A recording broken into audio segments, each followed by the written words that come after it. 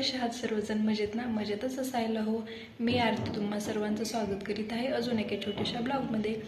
तर ब्लॉग हा मला खूप वेळ झालं चालू करायचा. खूप वेळ झालं मी इथं बसलेली आहे, पण खाली सोसायटीमध्ये ना एक भाजीवाला आलेला आहे. सो त्याचं भाजी घ्या भाजी, भाजी घ्या भाजी, पालकाची भाजी, मेथीची भाजी असं चालू आहे. तर तो आवाज येत होता व्हिडिओमध्ये, त्यासाठी मी तो बरेच वेळ झालं थांबलेली आहे. सो त्याचा आता बंद झालेला आहे. तर म्हणलं चला आता तुमच्यासोबत ब्लॉग हा कंटिन्यू करूया. चला, तर सकाळचे वाजलेले आहेत आता 9:30. समूलचा नाश्ता झाला, आमचा नाश्ता झाला.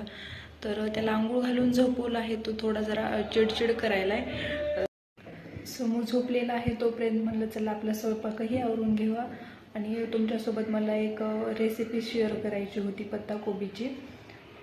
सारखं सारखं आपल्याला पत्ताकोबी खाऊन हा कंटाळा येतो, तर म्हणलं चला नवीन काहीतरी तुमच्यासोबत शेअर करावं. आणि रेसिपी साधी सोपी आहे पण टेस्टी आहे. चला तर मग.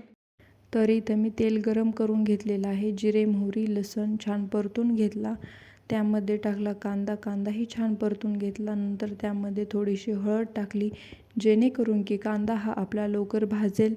तर थोडा लाल होईपर्यंत कांदा छान परतून घेतला. नंतर त्यामध्ये टाकलेली कोबीही छान परतून घेतला.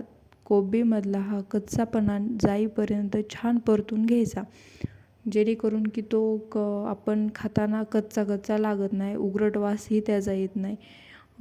सो छान परतून घ्यायचा पत्ताकोबी इथं छान परतून घेतलेला आहे मी कोबी.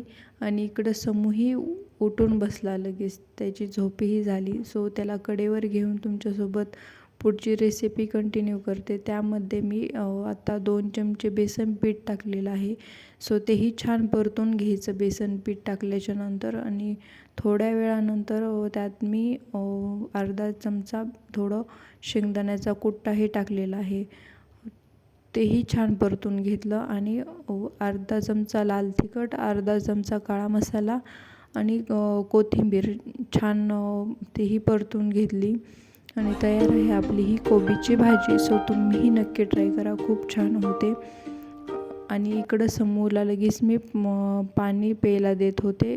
त्याला बळचंच आपलं पाणी पाजावं लागतं, कसं तरी नादी हे लावून इकडं तिकडं हे करून, कारण की तो पाणी पित नाही. आता उन्हाळा चालू झाला आहे, सो त्याला कसं तरी बळच आपलं पाणी पाजायला चालू असतं.